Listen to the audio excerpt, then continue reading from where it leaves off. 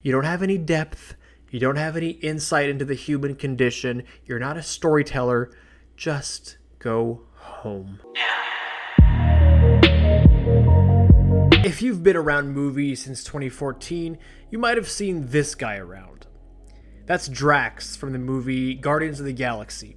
But what you might not know is that Drax the Destroyer is actually played by a guy called Dave Bautista, who was actually a pro wrestler performing for the WWE until he officially retired in 2019.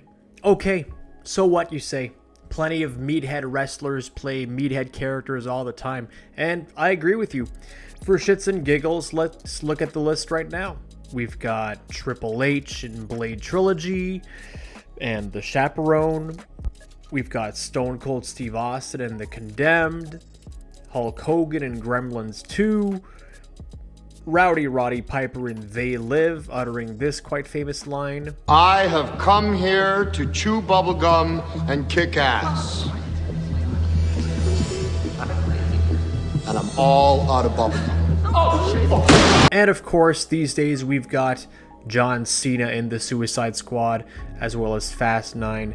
And of course, we can't do this video without mentioning Dwayne Johnson, also known as The Rock, in Jungle Cruise and Jumanji. So yeah, meathead wrestlers play meathead characters all the time. And while of course people like The Rock and John Cena are very successful in what they do, I'm telling you, no one is quite doing what Dave Bautista is currently doing. Dave Bautista is currently experiencing a career trajectory that most actors could only ever dream of. The man is a legitimate thespian, and yet for a while we only pretty much knew him as this. That's not a dig on Bautista. This is meant as a tribute and a compliment to him, because you see, what this video is really about, it's about not judging a book by its cover. And that's exactly what I did in 2007 when I first encountered Bautista. But Bautista being true to himself all along is why I'm over here talking about him now in 2021 and beyond. So let's get into it. What makes Bautista so great? First, I need to give you guys a bit of an idea of what it was like to first experience Bautista. I started watching WWE around 2006, 2007, and at the time, one of my favorite performers was a guy called Edge. Now, Edge was super charismatic, especially as a heel, which means bad guy. And I liked that he wasn't the biggest or the strongest, but he was definitely amongst the smartest, and I thought he was definitely amongst the most entertaining. So in walks Bautista in a feud against Edge in 2007, and Bautista's the babyface. Good guy. But I'm cheering for Edge like crazy and booing the hell out of Bautista. It wasn't just because I loved Edge already, it was because I decided that Bautista was just this sort of douchey looking, stereotypical bouncer guy. He wasn't that great on the mic. He wasn't that great in the ring. He was kind of boring. He won a lot, and he looked like Vince McMahon's wet dream for what a world champion should look like. So I didn't really care for it. Again, I was all in for Edge. I knew that Edge would lose as the bad guy, but my heart was with him all the way. I mean, what could I say? It's the same reason I love Kylo Ren, you know? I'm just a little emo girl at heart. So Bautista ends up kicking Edge's ass for most of their careers, and they both stopped performing for WWE at around the same time. At this point, knowing how charismatic and smart Edge is, I'm fully expecting Edge to go straight into acting, which he does, and he finds a bit of success in TV shows like Haven and Vikings, and then later on he makes motion picture movies like Money Plane. So yeah, let's just say that Edge's acting career, as of 2021, hasn't fully hit its stride yet. Now, when it comes to Bautista, when I see that he wants to be an actor, I'm like, ugh, what is this wannabe nightclub owner, failed bodybuilder, MMA meathead, bouncer, douchebag doing? Bautista, just go work in a gym and leave us alone. I'm like, this motherfucker thinks he can act? He wouldn't know how to act out of a paper bag. Just go home, Bautista. You don't have any depth. you don't have any insight into the human condition, you're not a storyteller, just go home. That's something like that. It was all in my head. And for the first while, what I said about Bautista was essentially true. I mean, he started making pretty shitty straight-to-DVD action movies like Wrong Side of Town, House of the Rising Sun, The Scorpion King 3, Battle for Redemption, The Man with the Iron Fists, just standard $3 bottom-of-the-bin stuff. One can only wonder how these movies get made and why. But then, in 2013, Bautista gets Riddick. A step up. Sure, he's still playing the meathead, but this is a little bit more legit. I mean, it's a recognizable franchise, and the movie's not even that bad. And then, through this strange mixture of luck, preparation, dedication, and talent, Bautista lands the role of a lifetime with Drax the Destroyer in a Marvel movie. Holy shit, this is pretty damn huge. Okay, you might say, you know what? Beginner's luck.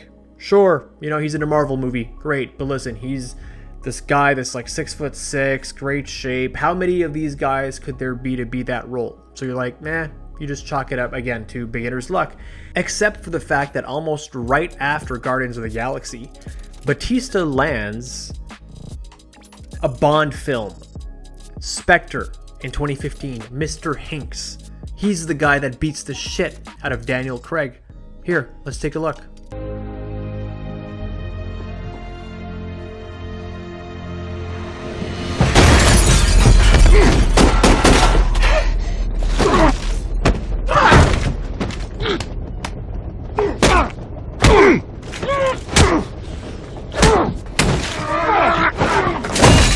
I mean, sure, he dies, but come on. Who else can say they did that? Not only end up in a Marvel movie, but a Bond movie as well. Then, just when you think, all right, he's had a decent run post WWE, but hey, come on, how much of an actor could Bautista really be? He gets Blade Runner 2049. And again, this is right after he does Guardians of the Galaxy 2, huge Marvel movie. He lands a role in, let me emphasize this and repeat this, Blade Runner 2049. I think it's at this point that I'm pretty much convinced now. The wheels in my head have officially turned fully towards the direction of me liking Dave Bautista. Because you see, Dave Bautista, former pro wrestler, not only is in a movie directed by Denis Villeneuve, one of the most acclaimed movie directors of perhaps all time, he's in the long-awaited sequel to Blade Runner, and he kills it. He kills it. Here, let me show you.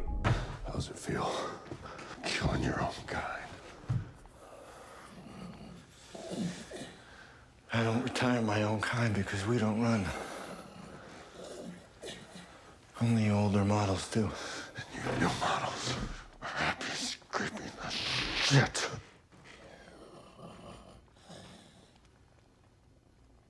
Because you've never seen a miracle. This isn't some mindless action clip. This is soul-bearing. This is raw and real and human. So Bautista does Blade Runner 2049. And maybe you're like, okay, wonderful. The man's had some success, but come on now. It's all truly gotta be a stroke of luck. He's gonna go back to doing purely these action movies. That's gotta be his main thing, right?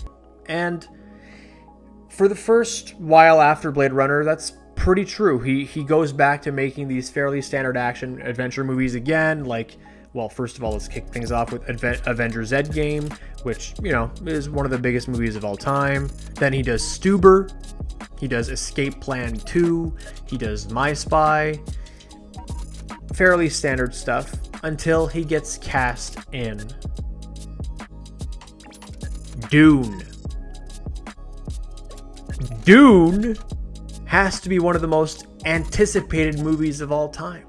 And Dave Bautista, the guy who worked the Great Khali on SmackDown in 2007 in one of the worst matches of all time, plays a movie character in the movie Dune, directed by Academy Award nominee Denis Villeneuve. Am I the only one getting inspired here? Now, at the time of filming this, Dune has not been released yet, so we'll have to wait and see about how the movie turns out, as well as Bautista's performance in it. But at this current time, Dave Bautista is filming Knives Out 2, directed by Rian Johnson, another very acclaimed movie director, and he literally has 6 movie projects lined up. So, the point of this video, the moral of this story, folks, is number 1, don't ever give up on your dreams. I know that some people might take this whole story as like, well, you know, Bautista's lucky, he's huge, he's jacked, he looks good, but again, I judged the shit out of Bautista.